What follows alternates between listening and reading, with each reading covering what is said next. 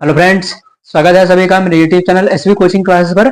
और जैसे कि मैंने आपसे पिछले वीडियो में डिस्कशन कर लिया था, आपका जो क्वेश्चन नंबर 2.7 था, है ना, उसका डिस्कशन कर लिया था। 2.7 तक हो गया था।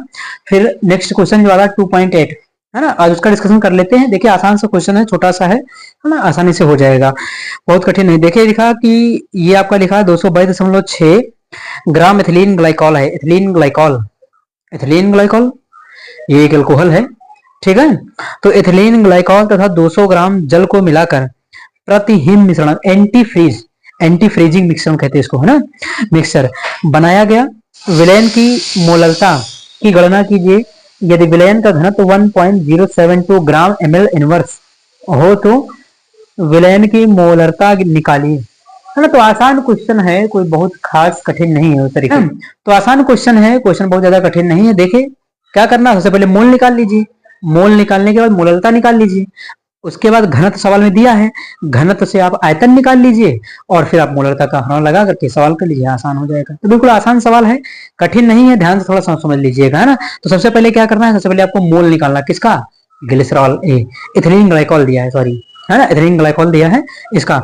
तो निकालिए एथिलीन ग्लाइकॉल का मोल। तो हम सीधे करते शॉर्टकट फॉर्म में, कोई हिंदी विंदी कुछ नहीं चलेगी। तो ये हो गया सी, इस तरीके से, है ना। तो ये देखिए लिख लिया, इसको ऐसे भी लिख सकते हैं ना। अब उसके बाद क्या करना, इसका भार निकाल लीजिएगा, जोड़ के 12 में 24, 24 और 6 30, 30 और 32 कितना हो जाएगा, 62, 62।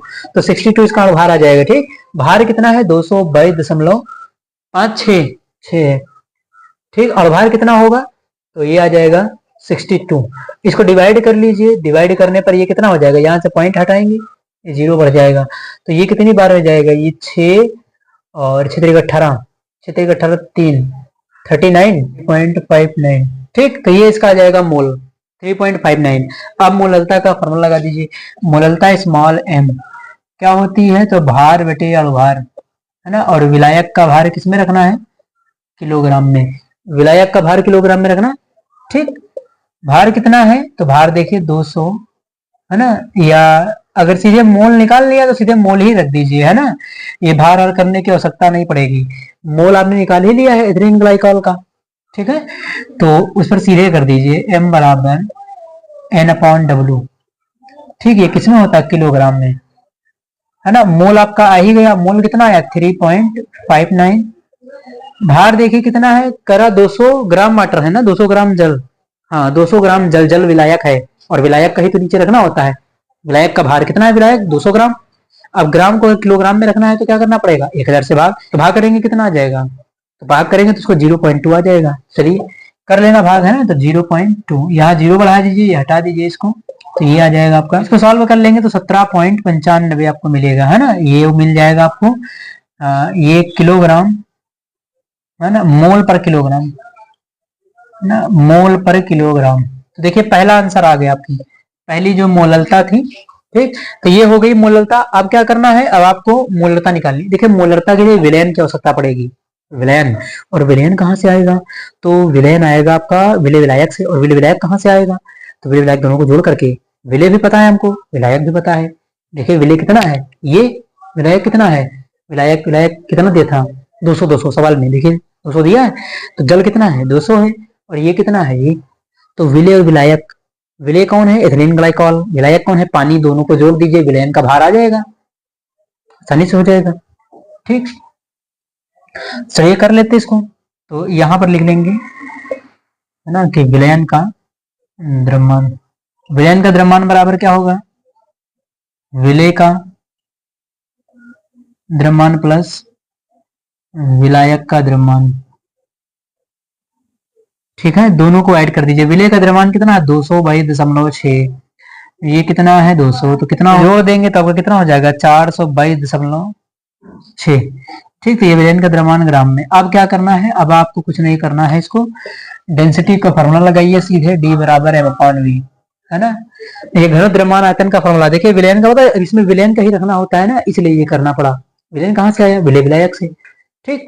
तो इसको वॉल्यूम निकालना, यहाँ ले आइए, और ये नीचे चला जाएगा, ये इधर आ जाएगा, तो m/d।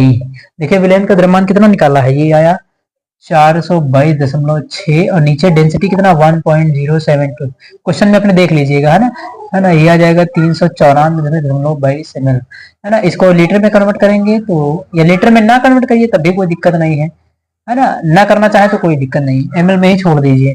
हम फार्मूला चेंज करके लगा देंगे। मोलरता का फार्मूला क्या होता है, मोलरता होती है मोल प्रति लीटर। मोल कितना आया था, मोल देखिए सीधे निकाला था आपने, ये कहाँ गया मोल, एक मिनट, ये मोल आया था, देखिए 3.59 इंटू में 1000 कर दीजिए, एमएल में रखना है, ये कर दीजिए। नीचे कितना होगा, तो नीचे आपको रखना क्या है, वॉल्यूम कितना है 394.22 को यहाँ सॉल्व कर लेंगे, ये हटा दीजिए इधर से, है ना।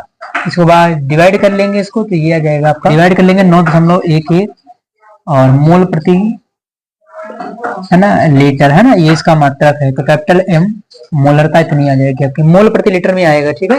अब एक कैलकुलेशन का काम आपको थोड़ा सा करना पड़ेगा, ठीक है।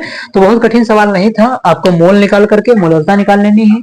फिर मोलरता निकालने के लिए मोलरता में विलयन आ जाता है ना, और विलयन का आयतन चाहिए, तो भार को जब आयतन में कन्वर्ट करना पड़ेगा तो आपको घनत्व की आवश्यकता पड़ेगी। घनत्व सवाल में दिया था, जिस सवाल में घनत्व दिया जाएगा उसमें आपको कन्वर्ट करके ऐसे लगा देना है, ठीक। तो यहाँ से आपने वॉल्यूम निकाल लिया, एमएल में था, एमएल में लीटर में कन्वर्ट कर सकते हैं, कोई दिक्कत नहीं, करके सीधे यहाँ लगाई। ये कैलकुलेशन करना आपका काम है, ठीक है। मुझे पता था, मैंने लिख दिया सीधे।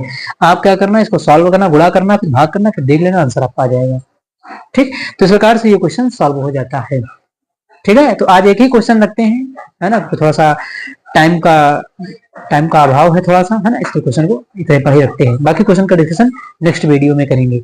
चलिए फिर पढ़ाई करते रहिए, मिलते हैं नेक्स्ट लेक्चर में। Thanks for watching this video.